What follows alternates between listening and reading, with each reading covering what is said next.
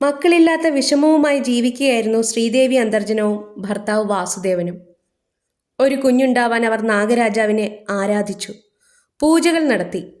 ഈ സമയത്താണ് നാഗങ്ങളുടെ വാസസ്ഥലത്തിന് തീ പിടിച്ചത്. തീ പടർന്നു.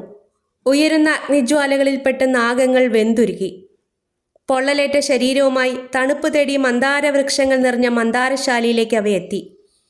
കാട്ടുതീയിൽ ഉരുകിയ നാഗങ്ങളെ ശ്രീദേവി അന്തർജനവും വാസുദേവനും ചന്ദനത്തൈലം കൊണ്ട് തണുപ്പിച്ചു. വേണ്ട വിധത്തിൽ ശുശ്രൂഷിച്ചു. പൂർണ്ണ ആരോഗ്യത്തിലേക്ക് തിരിച്ചു കൊണ്ടുവന്നു. വേദമന്ത്രങ്ങൾ ജപിച്ച് എല്ലാ പൂജകളും നടത്തി. അവരുടെ പൂജയിലും നാഗങ്ങളോട് കാണിച്ച അലിവിലും സ്നേഹത്തിലും നാഗരാജാവ് സംപ്രീതനായി അവരെ അനുഗ്രഹിച്ചു.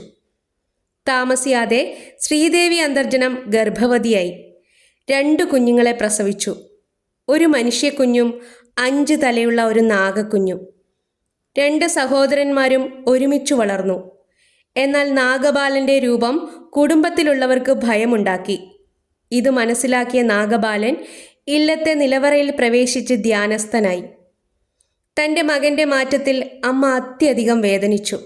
നാഗരാജാവ് അമ്മയുടെ മുന്നിൽ പ്രത്യക്ഷപ്പെട്ടു. താൻ ഈ നിലവറയിൽ എപ്പോഴും ഉണ്ടാകുമെന്നും ആഗ്രഹിക്കുമ്പോഴൊക്കെ അമ്മയ്ക്ക് തന്നെ കാണാമെന്നും തനിക്കുള്ള ഭക്ഷണോപചാരങ്ങൾ അമ്മ തന്നെ നൽകിയാൽ മതിയെന്നും പറഞ്ഞ് ആശ്വസിപ്പിച്ചു. നാഗരാജാവ് ഇല്ലത്തെ നിലവറയിൽ നിദ്രയിൽ കുടികൊള്ളുന്നു എന്നാണ് വിശ്വാസം. മകൻ്റെ നിർദ്ദേശപ്രകാരം തുടങ്ങിയ പതിവ് ആ കുടുംബത്തിൽ ഇന്നും തുടരുന്നു. മണ്ണാറശാലയിൽ തുലാമാസ ആയില്യപൂജ നടക്കുന്ന ഈ വേളയിൽ എല്ലാവർക്കും നാഗരാജാവിൻ്റെ അനുഗ്രഹമുണ്ടാവട്ടെ.